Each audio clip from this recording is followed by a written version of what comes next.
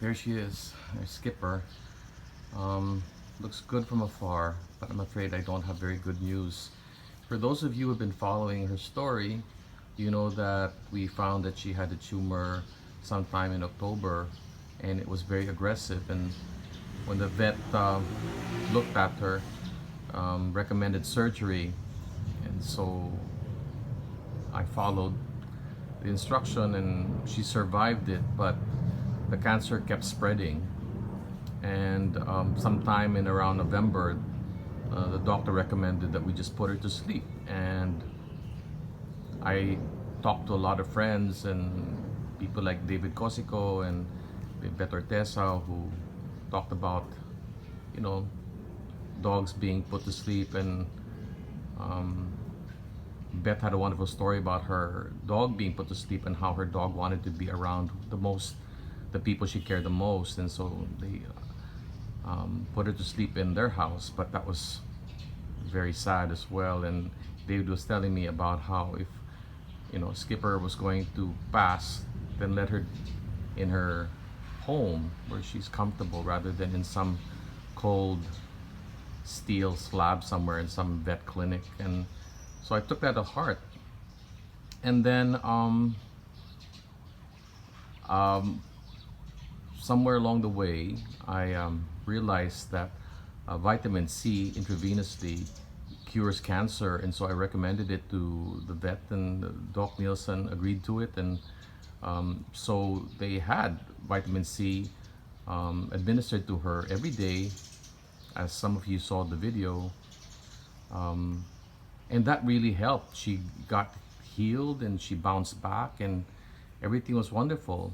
And 3 weeks ago, they tell me that they've run out of supplies and the supplier isn't giving any more vitamin C intravenously. So they had to stop, and she's just really taken a turn for the worse. 3 days, I mean, so her tumor has just really gotten bigger and eating up into her snout. And since Sunday, 3 days already, she hasn't eaten, getting very weak. She's still walking around, but most of the time she's curled up. And one of the doctors at the vet just recommended yesterday that really take pity and let her sleep. And I'm just really struggling with that right now. I tried to source vitamin C and I found it. I don't know lang kung aabot. I'll try today to source it and try to get it to her intravenously. But if it doesn't help, then I will have to decide the hardest thing, which is to let Skipper rest already. She is 10 years old and she's lived a full life. For those who don't know her story, she's a rescued dog. When I used to live in a compound somewhere, I heard a puppy crying endlessly all day long at the neighbor's house, and found that this puppy was caged in a really small cage. And she was so full of galis, and my driver rescued her. And that was 10 years ago.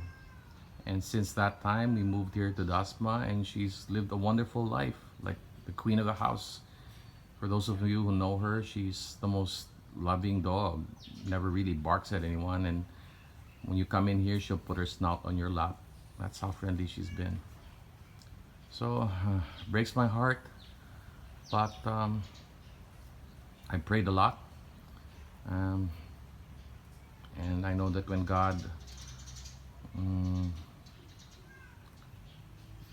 replies only 3 ways, either it's yes, no, or wait. And so I'm waiting. I'm not losing faith. But for those of you who have followed this story, please do throw in, pray for her, that whatever God decides, that it'll be peaceful, it will be painless, and we'll all have happy memories. This is one image I will always have. Skipper here at the garden looking over the pool, like the queen she is.